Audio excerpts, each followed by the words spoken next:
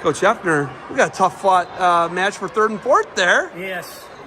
The Lions of NDCL here competing at OEC. What's the big takeaways? I think, Jason knew coming in it was going to be tough. Probably a little bit more than we're ready for. But as a good coach, you got to have a blend of that on your schedule, good balance. So now he's really going to have to go back and, lick their wounds and try to get their self-esteem back up. And, just let them know you got to work hard. You got to go back into the trenches and get the practice. And if you want to get your hand raised, you got to work at it. So you were the head coach for West Point. Yes. Give me the whole journey from West Point to Cleveland State. What were the stops before West Point? Where were you coaching before West Point, then to Cleveland State, and then you went into prep schools and did things like that and were an AD, Yes. right? But what other D1 programs were you? You went to Indiana State, right? Indiana State, and then right out of college, I went to Clemson for 2 years.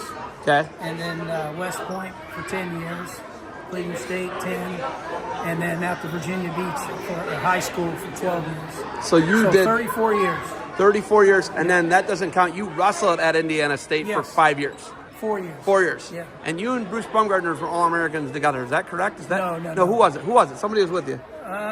He was right before me. Right. Then there was Bobby Dickman. Okay. Was right before me, and then me. Okay. Yeah. If people don't know, you're the guy who saw a lanky Croatian from Eastlake North and gave him a scholarship to Cleveland State. The greatest UFC heavyweight of all time wrestled for you and made the NCAA tournament, Stipe Miocic, right? He was awesome. You guys all called Steve then, Miocic, but now it's Stipe. we call him Stipe, right?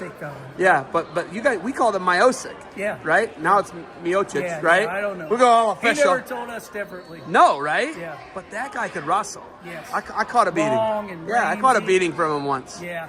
But that guy could wrestle. How do you have an eye for a guy like that? Well, I felt bad for him because he was cutting too much weight. But we had Russ Davey at heavyweight, so otherwise he would have been a decent heavyweight. But it just got to, I think, be a little bit too much for him, the weight cut.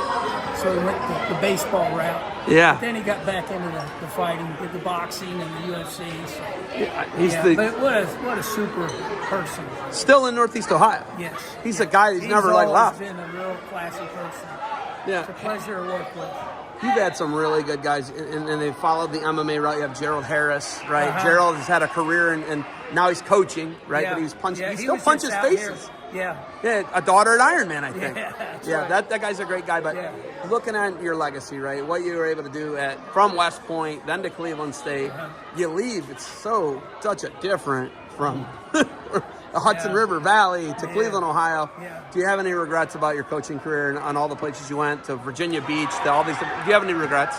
No. I've been very blessed. I got a wonderful family, beautiful family, and that's always been first for me.